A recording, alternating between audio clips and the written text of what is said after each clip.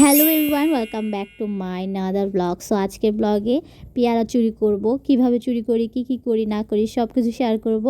Just পুরা ব্লগটা তোমরা দেখতে থাকো। তো এটা হচ্ছে আমাদের বাড়ির পিছন দিয়ে যাচ্ছিলাম, আর এটা হচ্ছে আমার ননদের ফ্রেন্ডের বাসা। ওদের বাসা শুধু পেয়ারা গাছ দিয়ে ভরা, তাই ভাবলাম একটু পেয়ারা চুরি করি। এত পেয়ারা ওরা কিভাবে খাবে, আমি একটু হেল্প করি, খেয়ে একটু কমাই দিই তার জন্য। তো বেসিক্যালি ওরাই আমাকে ইনভাইট করে যে ভাবি আসেন, পেয়ারা খাওয়াবো। তো গিয়েছিলাম, পরে আমি ভাবলাম যে আজকে আমি গাছে উঠে যাই। তো যে বলা সেই কাজ, গাছে উঠে দেখি এত পোকা। আমার না আইডিয়াই ছিল না যে গাছে পোকা থাকবে, কারণ অনেক আগে গাছে উঠেছিলাম, তাও তো 7-8 বছর তো হয়েই যাবে। তো এটার জন্য আমি গাছে উঠছিলাম, ভয়ও লাগছিল। পরে অনেক পেয়ারা খেলাম, তারপর কোচা ভর্তি পেয়ারা নিয়েও যাচ্ছি।